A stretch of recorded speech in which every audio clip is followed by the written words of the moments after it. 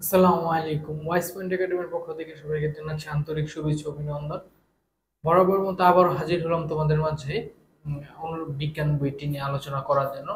আজকে আমরা আলোচনা করব নবম অনুসন্ধানী যে বিজ্ঞান বইটা আছে এটার অধ্যায় 6 পর্যায় সারণী নিয়ে। তো তোমরা বলতে পারো যে নবম শ্রেণীর বিজ্ঞান বইটা যেটা আছে এই অনুসন্ধানী বইয়ের এই অধ্যায়টা যে পর্যায় সারণী অধ্যায়টা এটা মোস্ট ইম্পর্টেন্ট একটা এটা ভেরি ভেরি ইম্পর্টেন্ট একটা অধ্যায়। এবং পর্যায় সারণী ধরা যায় যে রসায়নের একটা আহ, বিশাল অংশ বা একটা জীবনের আমি একটা ফুসফুস হিসাবে কি করতে পারি, তুলনা করতে পারি। কেননা পর্যায় সারণীর মাধ্যমে আমরা মৌলগুলোকে খুব ভালোভাবে জানতে পারি। কোনো কারণে যদি আমাদের এই সম্বন্ধে ভালো জ্ঞান না থাকে, সেই ক্ষেত্রে আমরা কি কেমিস্ট্রি পড়তে বা এই বইটি সম্পর্কে আমাদের কখনোই খুব ভালোভাবে ধারণা থাকবে না। তো এই অধ্যায়টা আমাদেরকে অবশ্যই ভালোভাবে পড়তে হবে এবং এই অধ্যায়ের বিকল্প অধ্যায় কোনো অধ্যায় নেই। তো আমরা বুঝতে পারতেছি যে এই অধ্যায়টার গুরুত্ব কতটা গভীর। তো এই অধ্যায়ে আমরা আলোচনার শুরুতেই একটা বক্স এঁকে রেখেছি। এর মধ্যে একটা আছে পটাশিয়াম, মানে এখানে কি পটাশিয়াম। তোমরা তোমাদের মাঝে একটা কথা না বললেই নয়, সেটা হলো এই যে পর্যায় সারণী আমরা মৌলগুলা পড়ি বা মৌলগুলা কোনগুলা স্যার, যে hydrogen, helium, lithium, beryllium, boron, carbon, এই যে মৌলগুলা পড়ি এগুলার মূলত তিনটি ভাষা থেকে এসেছে। কয়টি ভাষা থেকে এসেছে? তিনটি ভাষা থেকে এসেছে। এই ভাষাগুলো কি কি? একটা হলো ল্যাটিন, ইংরেজি, আরবি। মূলত এই তিনটি ভাষা থেকে কি এই অধ্যায়টি এই মৌলগুলা এসেছে। তো এই অধ্যায়ের এই মৌলগুলার মধ্যে দেখা যায় যে ল্যাটিন এবং ইংলিশ এই দুইটাই সবচেয়ে বেশি, এবং আরবি মাত্র দুইটি রয়েছে মৌলের নাম।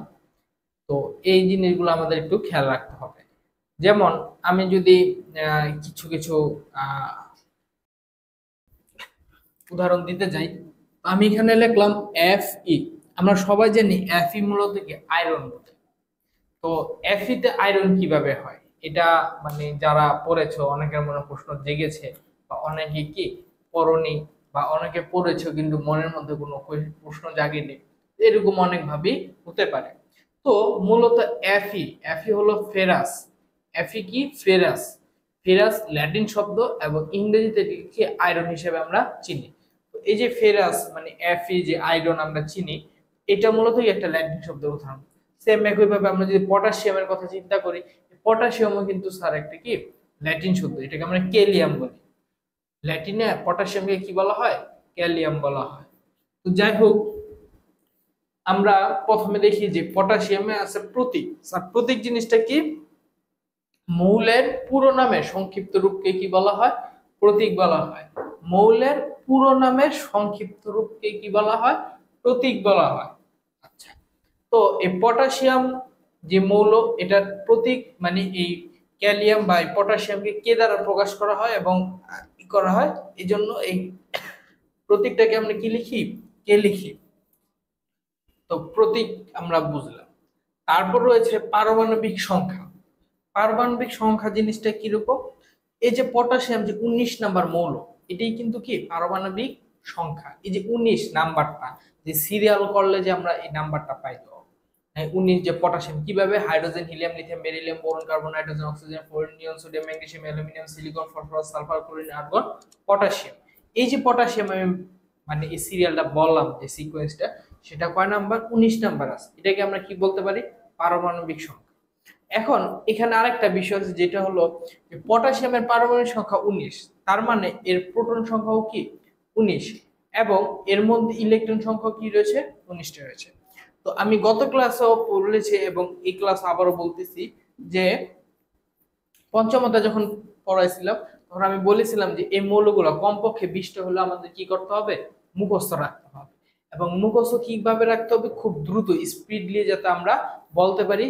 ট্রাই করতে হবে যে একটা না বা একদমে আমরা 30টা মৌল, একদম 1 থেকে 30টা মৌল যাতে কি করতে পারি? মুখস্থ করতে পারি। যেমন আমি যদি 20টার একটা উদাহরণ দিই তাহলে আমরা এভাবে বলতে পারি hydrogen, helium, lithium, beryllium, boron, carbon, nitrogen, oxygen, fluorine, neon, sodium, magnesium, aluminium, silicon, phosphorus, sulphur, chlorine, argon, potassium, calcium. এভাবে কি খুব দ্রুত আমাদের কি করতে হবে, বলতে শিখতে হবে। তারপরে আমরা যে জিনিসটা দেখবো সেটা হলো গ্রুপ।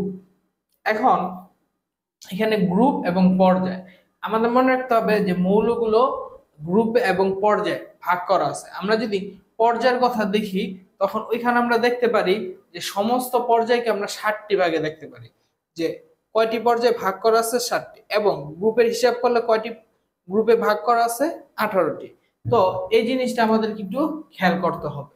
যখন আমরা গ্রুপের কথা বলবো তখন আমরা দেখব যে আমাদের মোট গ্রুপের সংখ্যা কয়টি, 18টি, এবং পর্যায়ের ক্ষেত্রে আমাদের মোট যে পর্যায় তার সংখ্যা কয়টি, 60টি পর্যায়, এবং 18টি গ্রুপে 118টি মৌলকে কি করা হয়েছে, ভাগ করা হয়েছে এবং সজ্জিত করা হয়েছে, আমরা এইভাবে বলতে পারি।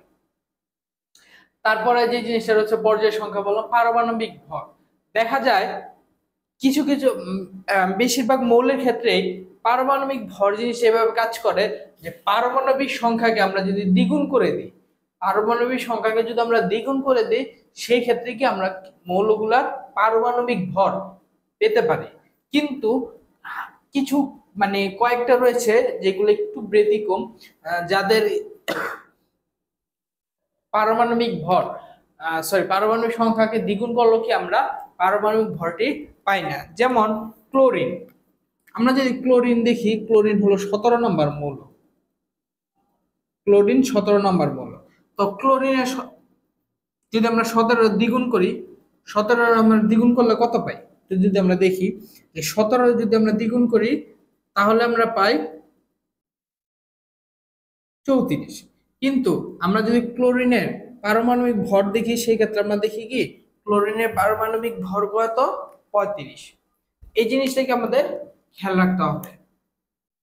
তারপরে যে বিষয়টা আমাদের দেখতে হবে সেটি হলো প্রতীক, পারমাণবিক ভর, গ্রুপ, পারমাণবিক সংখ্যা, পর্যায়, মাঝখানে কি এটা। তাহলে আমরা একটা মৌল যদি আমরা এইভাবে লিখি তাহলে হাতের ডান পাশে উপরের দিকে থাকবে পারমাণবিক ভর, হাতের বাম পাশে উপরের দিকে থাকবে কি পারমাণবিক সংখ্যা, এবং উপরে আমরা গ্রুপ যেটি মোট গ্রুপের সংখ্যা 18 এবং পর্যায় কয়টি 60টি, যেটা আমাদের হাতের বাম পাশে থাকে।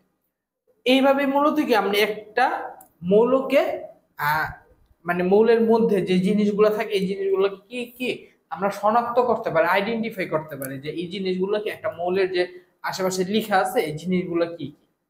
আশা করি বিষয়টা আমরা বুঝেছি। এখন আমরা মৌলের পর্যায় বের করার নিয়ম শিখব। আমরা মৌলের পর্যায় বের করার নিয়ম শিখব বা পদ্ধতি নিয়ে একটু কি আলোচনা করব। মনে রাখবা যে 118টি মৌলের মধ্যে এই 118টি মৌলের মধ্যে যে বিষয়টা রয়েছে সেটা হলো এই মৌলগুলো সব সময় কিন্তু কি আমাদের সিকোয়েন্সটা মনে রাখা সম্ভব, অর্থাৎ পারমাণবিক সংখ্যাটা মনে রাখা সম্ভব, কিন্তু মৌলটা কোন পর্যায়ে কোন গ্রুপে এর পারমাণবিক ভর এত ডিটেলসে কি আমাদের মনে রাখা সবসময় কি সম্ভব হয় না। হ্যাঁ, আমি জানি যে অনেকেই আছে যে এই জিনিসগুলো কি একদম মুখস্থ করে ফেলে, বলতে পারে এবং মানে এটা আলাদা ভাবে নেই যে না আমি এটা মুখস্থ করব, বা প্রয়োজনে বিভিন্ন ক্ষেত্রে কি মুখস্থ হয়ে যায়, কিন্তু প্রাথমিক পর্যায়ে কি আমাদের এতগুলো জিনিস মনে রাখা সম্ভব হয় না একদম ধরে ধরে যে এই মূলটা কত পর্যায়ে আছে, কোন পর্যায়ে আছে, কোন গ্রুপে আছে, এত ধরে ধরে কি মনে রাখা সম্ভব হয় না। যার কারণে বা যার ফলশ্রুতিতে বিজ্ঞানীরা একটা পদ্ধতি আবিষ্কার করে, যে পদ্ধতির দ্বারা আমরা কি করতে পারি একটা মৌলের পর্যায় কি বের করতে পারি।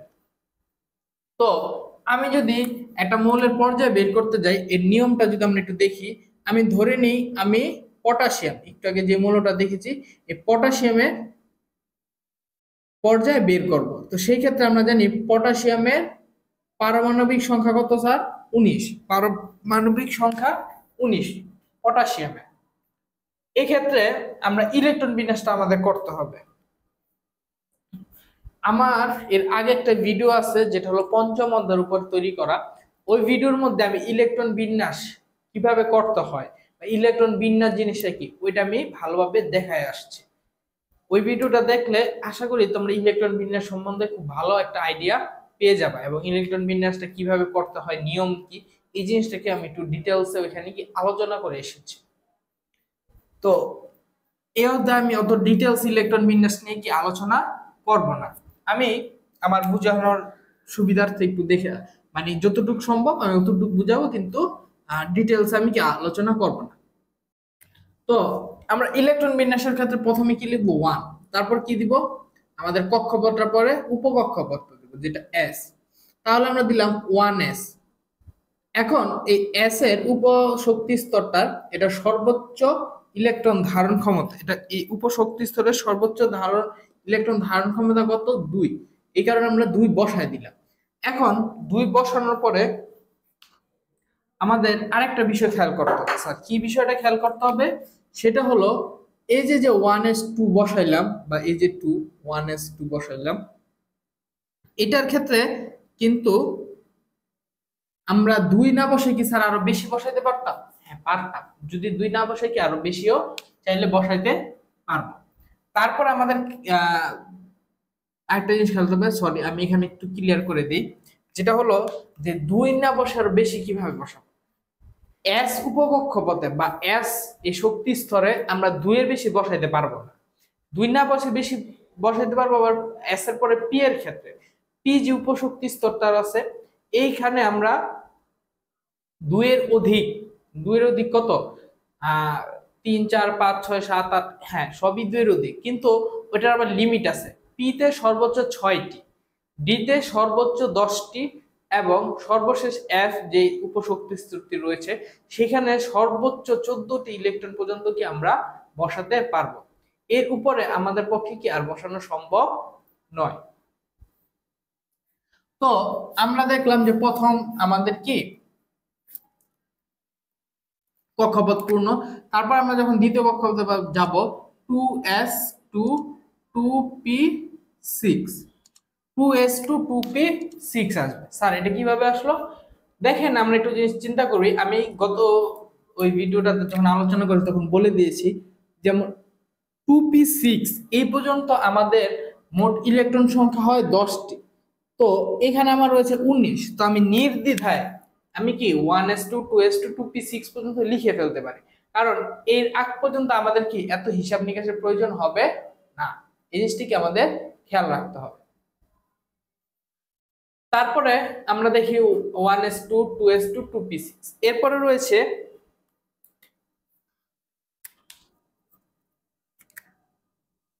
3s2, দেখেন আমার 12 হয়েছে 3p6, তো মোট আমাদের কয়টি হলো 3s2 3p6, এখানে গেল কয়টা 8টি, এবং আগে আমরা পাইছি কয়টি এখানে 10টি। তো আমরা এখানে যদি ক্যালকুলেট করি একটু হিসাব করি 8 আর 10 18টি, কিন্তু আমাদের পটাশিয়াম যে মৌলটি আছে সেটি কত নাম্বার মৌল স্যার? সেটি হলো 19 নাম্বার মৌল। কত নাম্বার মৌল? 19 নাম্বার মৌল। তাহলে এই ক্ষেত্রে আমাদের আরো একটি ইলেকট্রন কি করতে হবে?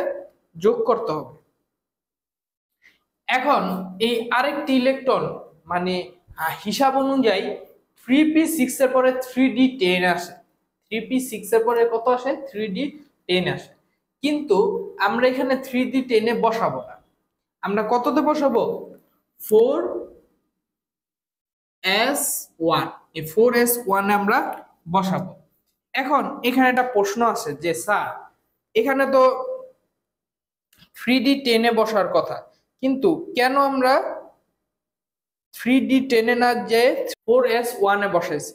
তো এর জবাবটা খুবই মানে একটা সহজ জবাব, সেটা হলো যে এই 3 যে অরবিটাল আছে 3d, এই 3d এই অরবিটাল থেকে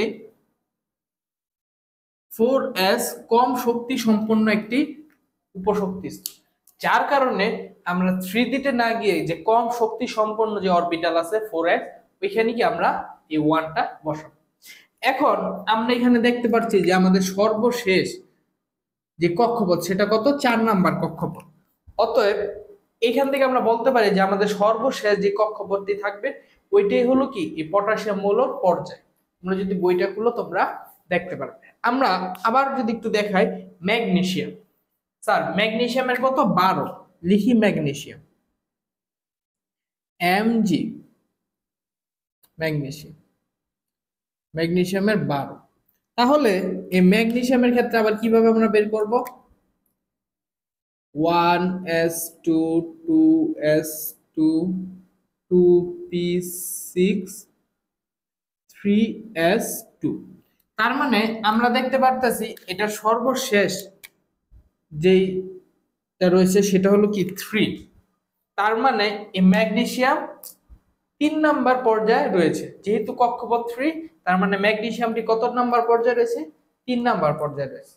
তো আমি আশা করি তোমরা এই পর্যায়ে বের করার নিয়মটা শিখে গেছো, অর্থাৎ আমাদের ইলেকট্রন বিন্যাসটা জানতে হবে।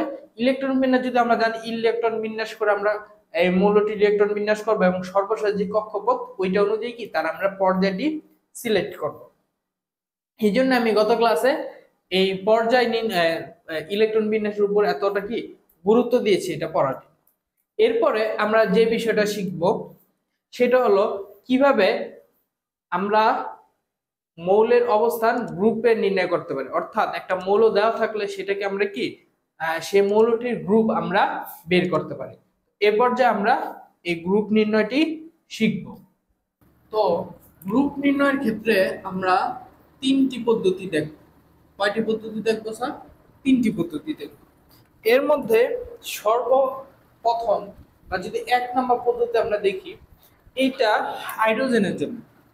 এটা মূলত কি হাইড্রোজেনের জন্য আমরা ব্যবহার করতে, সেটা হলো হাইড্রোজেনের আমরা জানি পারমাণবিক সংখ্যা কত 1, এবং হাইড্রোজেনের যদি ইলেকট্রন বিন্যাস করি তাহলে আমরা যে ইলেকট্রন বিন্যাসটি খেয়াল করব সেটা হলো 1s1, অর্থাৎ এইটা 1 নাম্বার কক্ষপথে রয়েছে, 1 নাম্বার কক্ষপথে রয়েছে এবং উপশক্তি স্তরে ইলেকট্রন সংখ্যা কয়টি? 1টি, অর্থাৎ s অরবিটাল ইলেকট্রন সংখ্যা 1টি।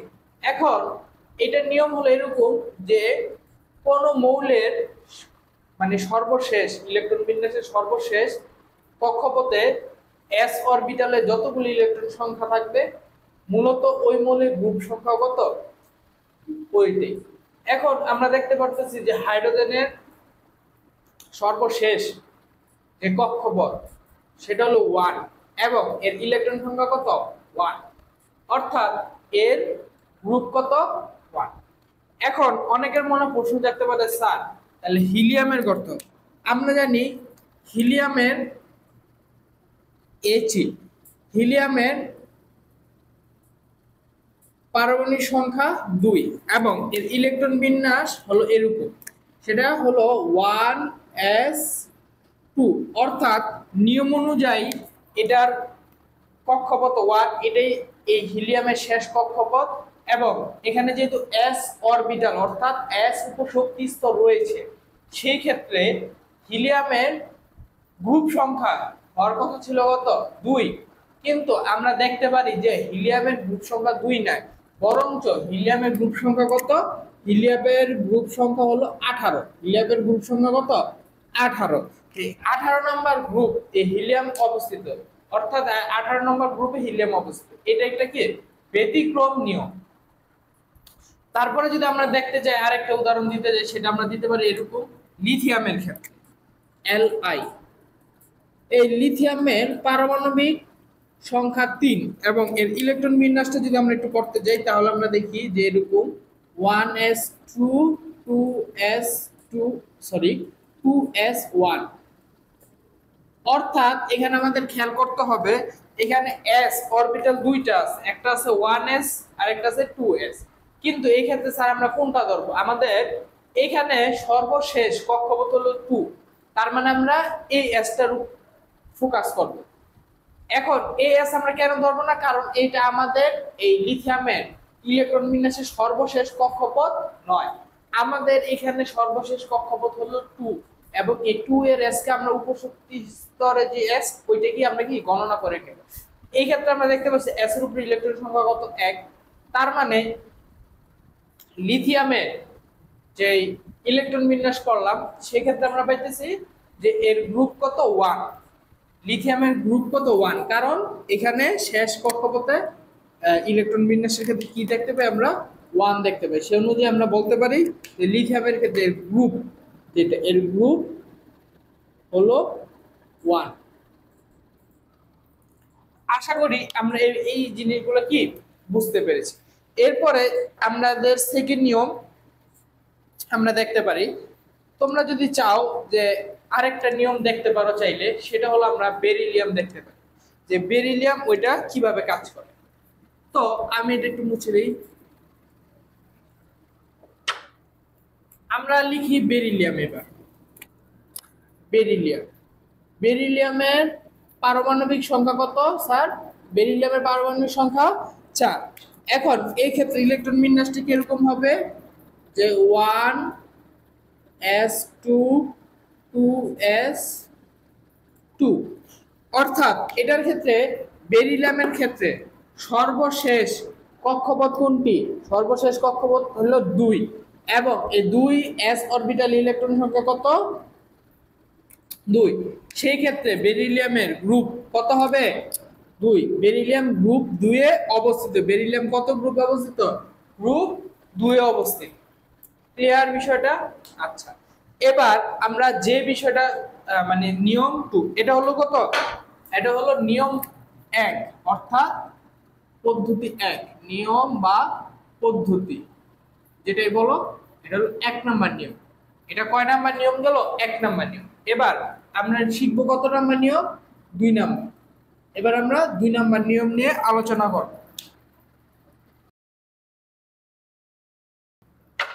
2 নাম্বার নিয়মের ক্ষেত্রে আমাদের এবার যে মৌলগুলো নিয়ে আলোচনা করব তাদের কক্ষপথের সংখ্যা কয়টি? সরি, উপশক্তি স্তর থাকবে S এবং P, অর্থাৎ যেই সকল মৌলের উপশক্তি স্তর মানে ইলেকট্রন বিন্যাস করার পর উপশক্তি স্তরে S এবং P থাকবে। কি কি থাকবে? S এবং P থাকবে। ওই সকল মৌলের জন্য কি আমরা এখন নিয়ম 2 কি করব? প্রয়োগ করব। এখন আমরা একটা মৌল নিলাম B। এই ক্ষেত্রে আমরা ব্রোনের, যখন আমরা বোরন লিখব এই ক্ষেত্রে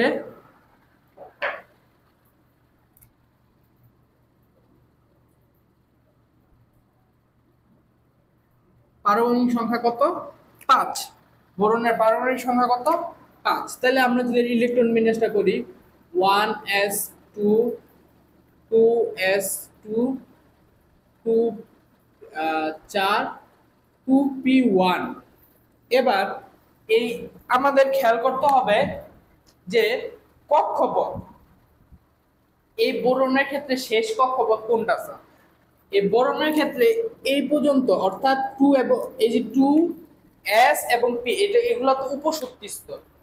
s এবং p এগুলো কি শক্তি স্তর? উপশক্তি স্তর। উপশক্তি স্তর। এই উপশক্তি স্তর আবার কিন্তু 2 নাম্বার কক্ষপথ অবস্থিত, অর্থাৎ শেষ কক্ষপথে s এবং p তে ইলেকট্রন সংখ্যা, যে ইলেকট্রন সংখ্যা এগুলা যোগ করব, এগুলোর সাথে আবার কি 10 যোগ করব, অর্থাৎ আমার এই বোরনের ক্ষেত্রে বা এই মৌলটির ক্ষেত্রে শেষ কক্ষপথ ইলেকট্রন সংখ্যা কত? S থেকে আমরা পাইলাম 2 এবং P থেকে কত পাইলাম? 1। তাহলে ইলেকট্রন সংখ্যাগুলো আমরা যদি যোগ করি তাহলে কত হয়? 2 + 1, অর্থাৎ কত? 3। এর সাথে আমাদের কত যোগ করতে হবে? 10। তাহলে আমরা কত পেলাম? 13। তাহলে ব্রোন কত নাম্বার? 13 নাম্বার। এরপরে আমরা আরেকটা দেখি, সেটা হলো নাইট্রোজেন। Nitrogen N। নাইট্রোজেনের কত স্যার? নাইট্রোজেনের হলো 8, সরি নাইট্রোজেনের 7। ইলেকট্রন বিন্যাসে যদি আমরা করি তাহলে আমরা দেখতে পাই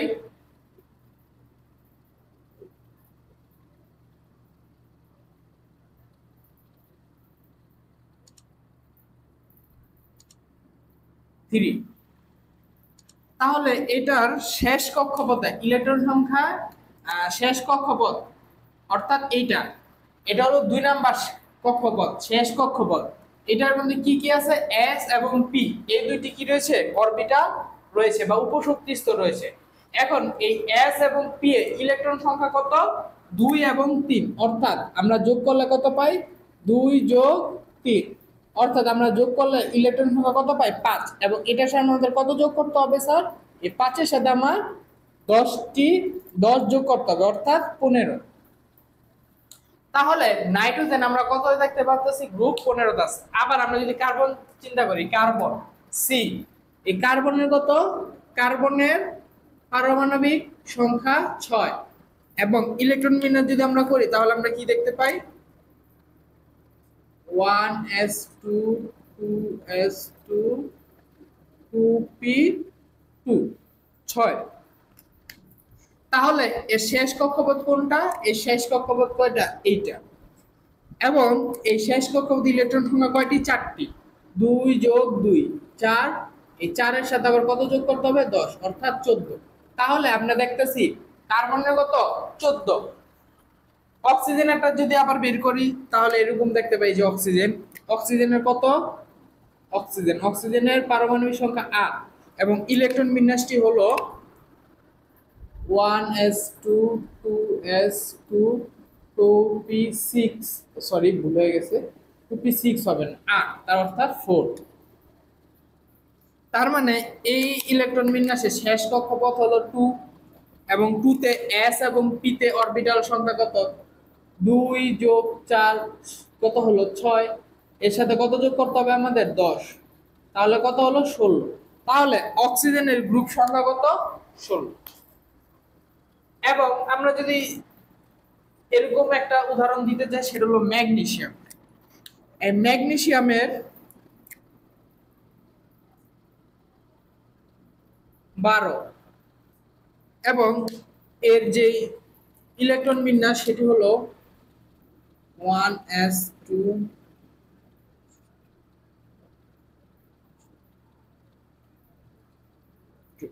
একটু খেয়াল করো, এখানে শেষ কক্ষপথ 3, এখানে শেষ কক্ষপথ কত? 3। এখানে কিন্তু এস এবং পি নিয়ম আসবে না, কারণ এটা হলো 2 নাম্বার কক্ষপথ, অর্থাৎ শেষ কক্ষপথের আগের কক্ষপথ এই 2 নাম্বার কক্ষপথ। এই যে 1 2 3 এগুলো হলো কক্ষপথ বুঝেন, অর্থাৎ 3 হলো শেষ কক্ষপথ, অর্থাৎ 3 হলো শেষ কক্ষপথ। এই শেষ কক্ষপথের আগের কক্ষপথ আমরা ধরবো না। তাহলে এই ক্ষেত্রে আবার আমরা নিয়ম 1 চলে যেতে হবে।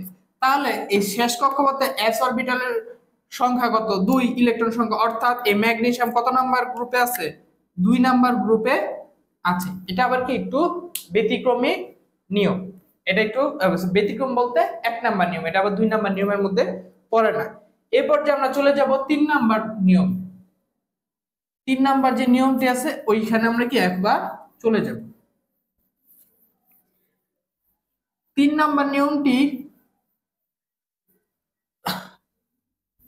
করার জন্য আমরা ধরে নিই আয়রন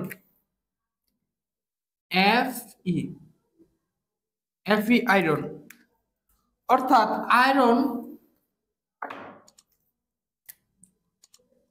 কত নাম্বার মৌল? আয়রন হলো 26 নাম্বার মৌল, অর্থাৎ এর পারমাণবিক সংখ্যা কত? 26।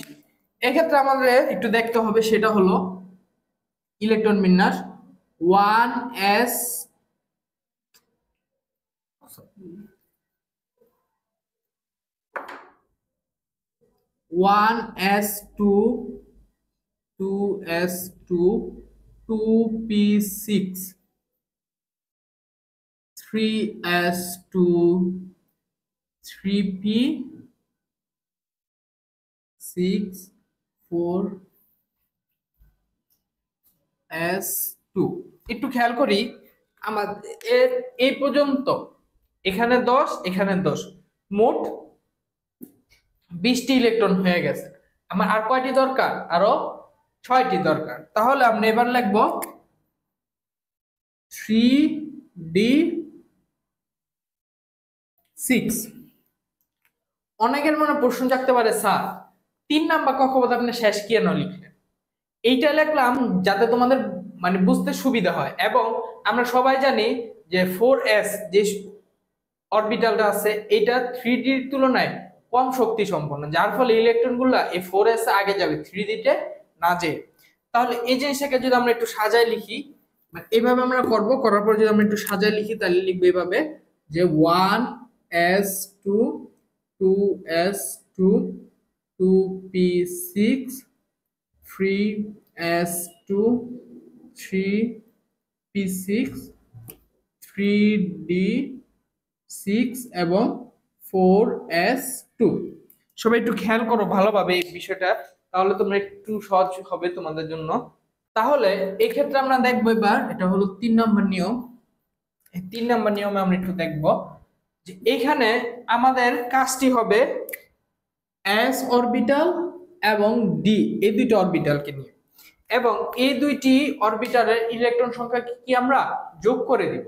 তাহলে মূলত কি আমাদের এটার গ্রুপ নির্ণয় হয়ে যাবে। তার মানে একটু আগে আমরা যেরকম যোগ করেছি p এবং s, এবার যোগ করব আমরা s এবং d, তাহলে কি আমরা খুব সহজে কি বের করতে পারবো। তাহলে আমরা যদি এখানে দেখি d থেকে আমরা পাচ্ছি কত 6 এবং s থেকে পাচ্ছি কত 2, তাহলে আমরা হলো কত 8। তাহলে আমরা আয়রনের বা ফেরাস এই আয়রনের গ্রুপ সংখ্যা পেয়ে গেলাম, সেটা হলো কত 8 নাম্বার গ্রুপে অবস্থিত। আমরা যদি এখানে আরেকটু উদাহরণ দিই তাহলে বিষয়টা আরেকটু সহজ হয়ে যাবে। আমরা কপার দেখতে পারি, কপার, এই কপার কিন্তু ল্যাটিন, এবং কপারের ল্যাটিন নাম হলো কি কাপ্রাম। কপারের ল্যাটিন নাম কি কাপ্রাম। এটা এই জিনিস আমাদের কি করতে হবে একটু খেয়াল করতে হবে। তো এই কাপ্রাম বা কপারের পারমাণবিক সংখ্যা কত 29। যদি আমরা ইলেকট্রন বিন্যাস করি তাহলে দেখতে পাই এরকম 1s2 2s2 2p6 3s2 3p6 4s2 3d কত 9। এবং এটাকে আমরা যদি একটু সাজায় লিখি তাহলে লিখতে পারি এরকম 1s2 2s2 2p6 3s2 3p6 3d9 এবং 4s2। তাহলে আমার এখানে ডি এবং এস যে প্রধান শক্তি স্তর সেটা হলো এই দুইটা। তো এই ডি এবং এস কে আমার কি করতে এবার যোগ করতে হবে। তাহলে আমরা ডি থেকে পাচ্ছি কত, ডি থেকে পাচ্ছি 9 এবং এস অরবিটাল থেকে কত পাচ্ছি 2।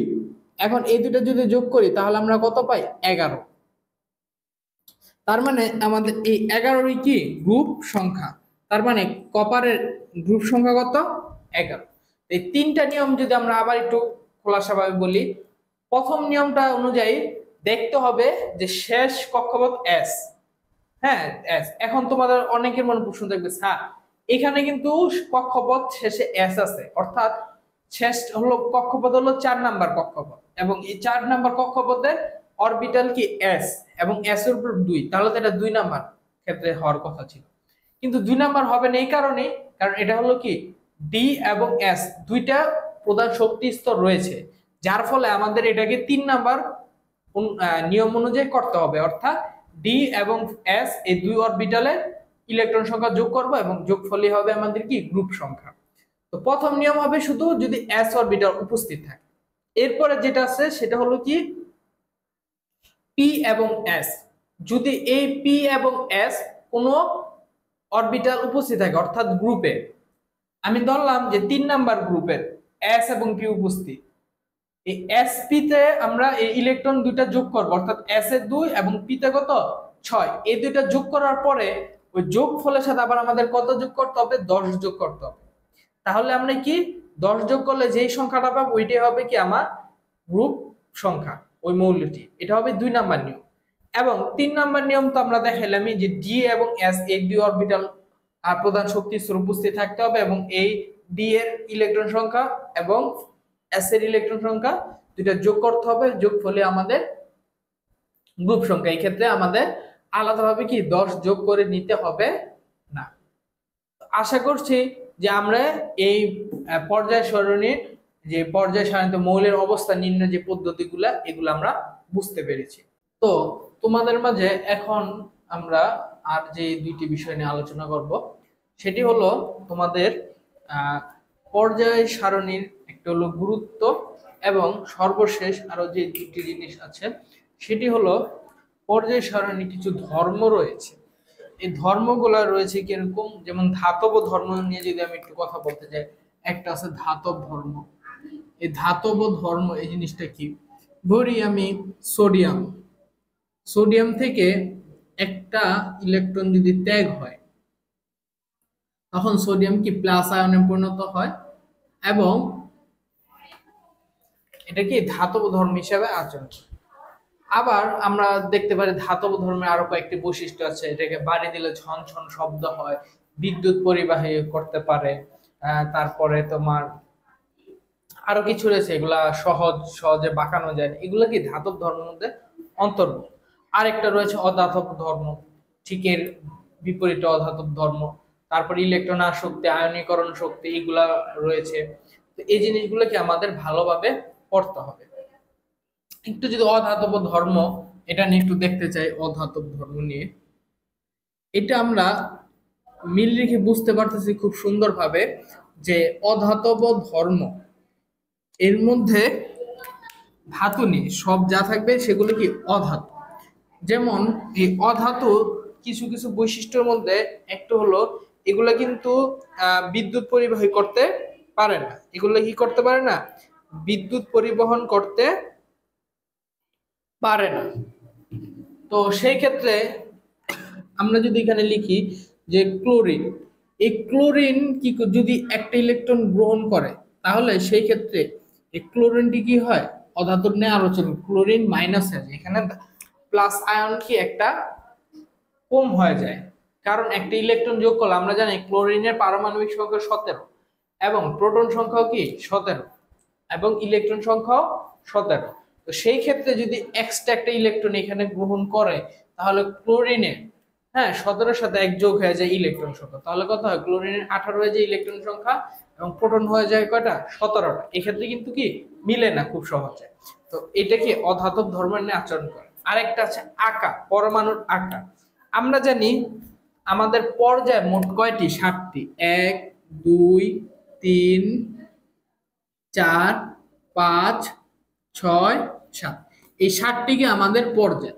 এই পর্যায়ের ডান দিক থেকে, অর্থাৎ আমরা যদি বাম দিক থেকে ডানে যাই আমরা কি করব, এই পর্যায়ের যে কোনো পর্যায়, এটা যে কোনো পর্যায়ের আমরা বাম দিক থেকে যদি ডানে যাই তাহলে আকার কি করতে থাকে, কমতে থাকে। অর্থাৎ আমরা ধরি এখান থেকে, অর্থাৎ এই পাশ থেকে আমরা যদি ওই পাশে যাই, অর্থাৎ এখানে যে পর্যায়ের শুরুতে যে মৌলটা থাকবে ওই মৌলটা থেকে যত আমরা ডানে যাব ওই মৌলর থেকে, অর্থাৎ এই সবচেয়ে বামের মৌল থেকে যত আমরা ডানে যাব অত কি মৌলের আকার কি হতে থাকবে, একদম ছোট হতে থাকবে।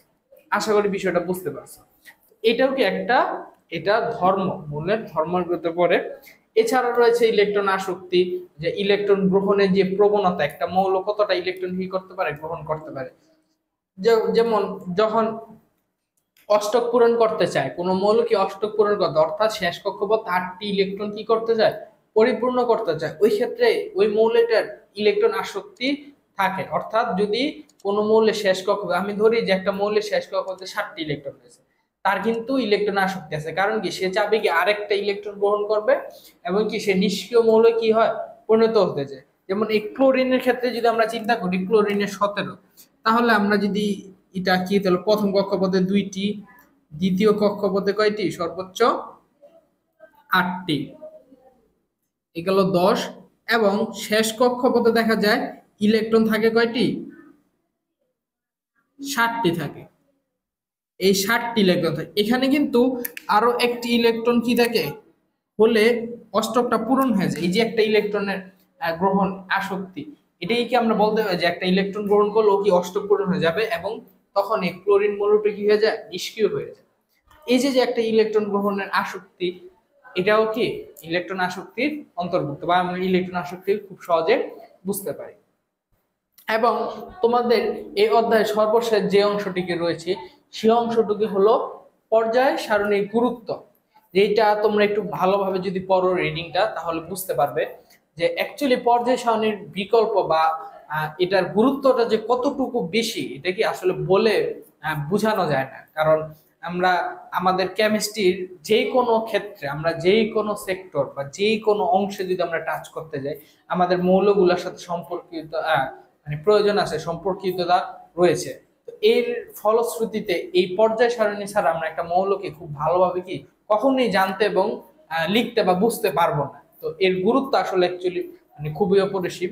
তো আজকে আমরা মোটামুটি অনেকগুলা টপিক নিয়ে আলোচনা করলাম।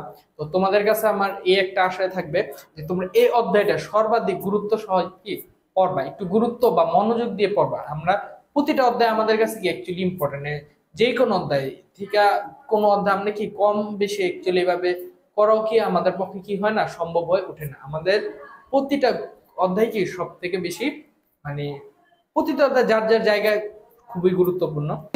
আজকের মতো এখানে বিদায়। পরবর্তী ক্লাসে আমরা আহ এই অধ্যায় 6 এর বাকি যে অংশগুলো আছে ওই অংশগুলো নিয়ে আলোচনা করব।